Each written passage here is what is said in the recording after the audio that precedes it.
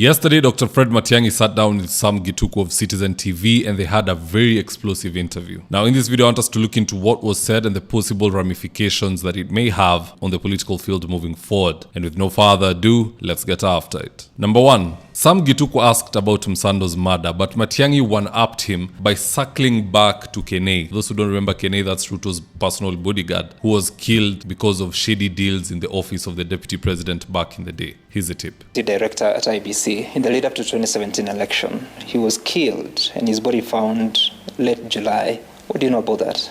The incident was reported, and I know it the way you know it, that an official of IBC was killed. And the investigations were going on. We've asked questions several times about the matter. And every time the issue comes up, I keep saying, why don't we have a public inquest on this matter? I don't think that file was closed. The file is available, or it must be somewhere in the DCI. Why can't information be put?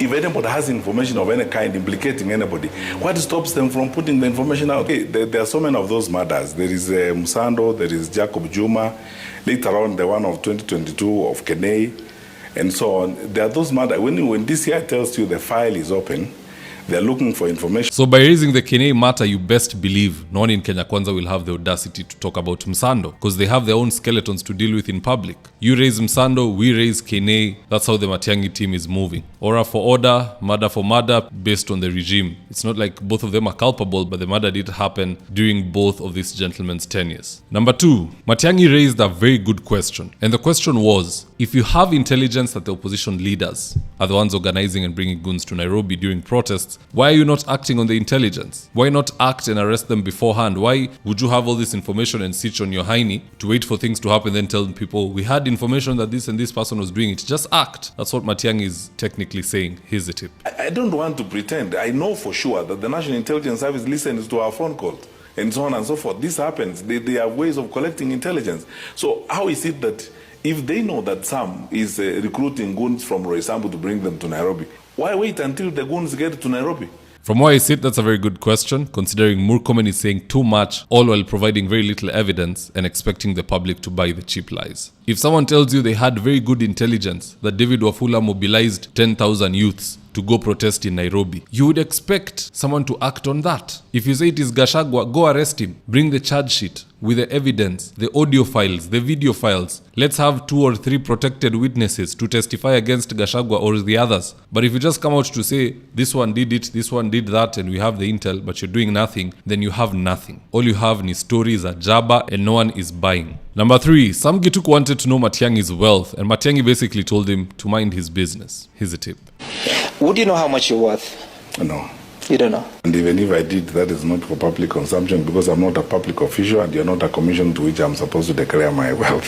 For sure. But now that's wisdom right there. In politics, it's never a good thing for people to know where you lie financially, even in life, to be honest. Because you see, if Matiangi is a billionaire, perhaps he is, we don't know. If he's a multi-billionaire, in whichever currency, if he states that, then even the donors who would want to support him, they say, no, he's got the money. Why would they give a billionaire money? He's already doing well. And if he says that he's in the regions of 200 million, which is where most of the CSs were when they were coming into office, when they were being scrutinized in the National Assembly before Wetangula, then people will say he's doing poorly. Huyu ni mtu anajipanga kuingia serikali kuiba atengeneze kitu. That will be the narrative. But by staying silent and letting people guess which way, you want to say he's poor, well, good for you. You want to say he's doing well, good for you. He's not clarifying. It works in his favor. Even in the Bible, there's a verse which says it's better to be rich and appear poor than to be poor and appear rich. Or even better, don't clarify at all wherever you are. Keep people guessing. They should never know where you lie. So at the end of the day, that was a smart response by Fred Matiangi. Number 4, Matiangi claims he felt humiliated after Ruto took power, reason being he got permission directly from the president to leave the country for personal reasons, but the deep state leaked his travel itinerary and declared that he had escaped in a cargo plane. Here's the tip. Things that I don't want to think about.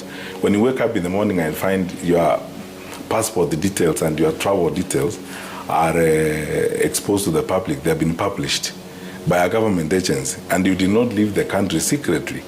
you have actually done what you are supposed to do as a cabinet minister, because you remember that time the cabinet had not been sworn in, and the head of public service had told us that the new president had requested that we all stay in post until the new cabinet is sworn in, which means that to leave the country, I had to go and talk to the new president and ask permission to leave the country. Yeah. And I actually spoke to the new president and informed him about the reasons for which I was going to the UK at that particular time.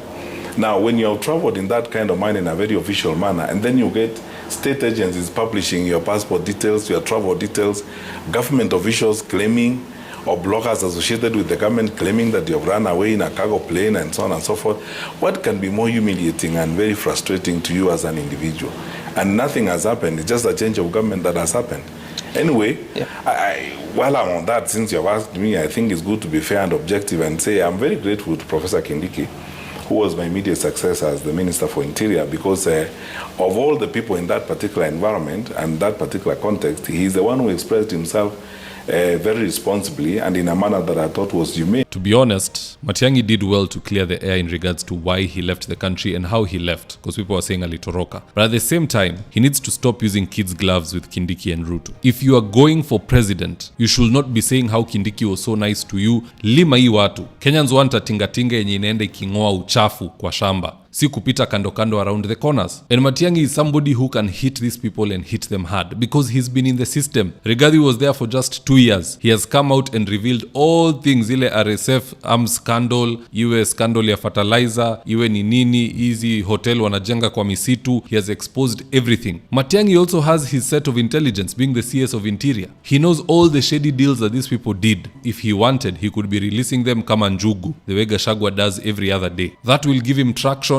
That will eat away the public approval ratings of those who are incumbents, and it will give him more limelight as we gear towards 2027. Again, at the end of the day, I don't know his strategy. I don't want to overstep. Maybe there'll come a time for that, but he needs to start hitting them. Let him not be referring to Ruto as, I talked to the president, he gave me permission to leave the country, Kindiki was good to me. No. And I think there will come a turning point for Matiangi, because there's a trend in this country. If you hit the government, especially if you're in power and you can influence a large group of people not to vote for them, they will come for you. They came for Natembeya. Natembeya never thought he'll ever be arrested or put in cuffs ever in his lifetime. It happened.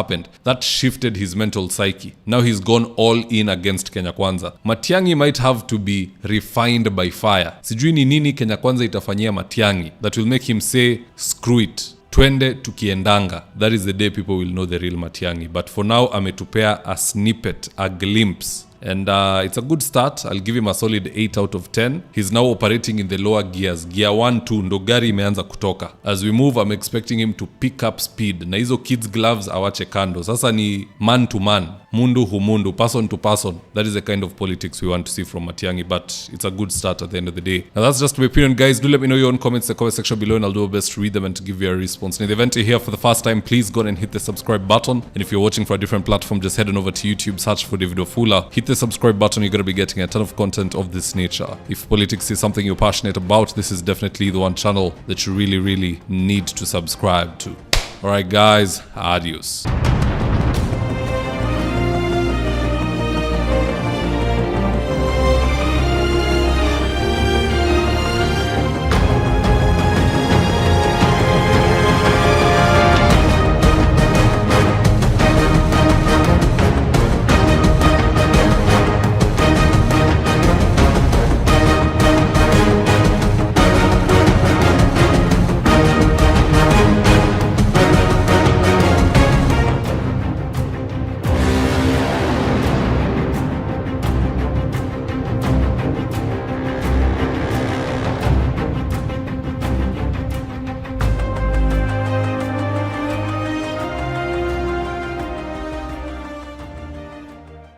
Thank you for choosing David Wafula as your primary news platform.